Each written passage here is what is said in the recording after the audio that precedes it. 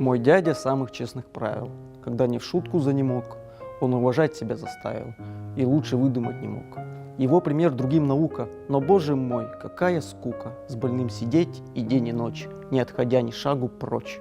Какое низкое коварство полуживого забавлять, ему подушку поправлять, печально подносить лекарства, вздыхать и думать про себя. Когда же черт возьмет тебя? Всего, что знал еще Евгений, пересказать мне не досуг, но в чем он истинный был гений, что знал он тверже всех наук, что было для него из влада и труд, и мука, и отрада, что занимала целый день его тоскующую лень. Была наука страсти нежной, которую воспел Назон, за что страдальцам кончил он, свой век блестящий и мятежный, в Молдавии, в глуши степей, вдали Италии своей. Недуг которого причину давно бы отыскать пора, подобный английскому сплину, короче, русская хандра. Им овладела понемногу, он застрелиться, слава богу, попробовать не захотел, но к жизни вовсе охладел. Как Чайлд Геральт, угрюмый, томный, в гостиных появлялся он. Ни сплетни света, ни Бостон, ни милый взгляд, ни вздох нескромный, ничто не трогало его, не замечал он ничего. Деревня, где скучал Евгений, была прелестный уголок.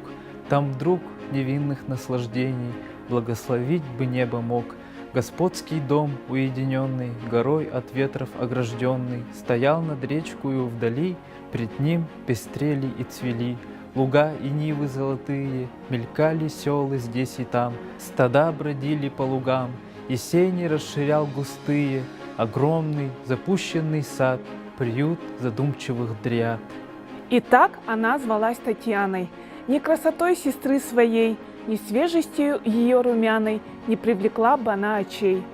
Дика, печально молчалива, как лань лесная боязлива, она в семье своей родной казалась девочкой чужой. Она ласкаться не умела к отцу, ни к матери своей. Дитя сама в толпе детей играть и прыгать не хотела. И часто целый день одна сидела молча у окна. И дождалась, открылись очи. Она сказала: это он. Увы, теперь и дни, и ночи, и жаркий одинокий сон. Все полно им, все деве милой, без умолку волшебной силой твердит о нем. Докучны ей и звуки ласковых речей, и взор заботливой прислуги в уныние погружена, гостей не слушает она.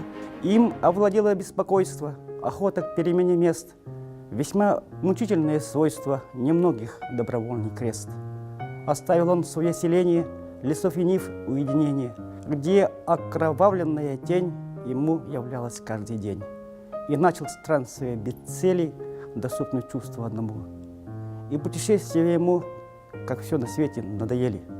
Он возвратился и попал, как чаский, с корабля на бал.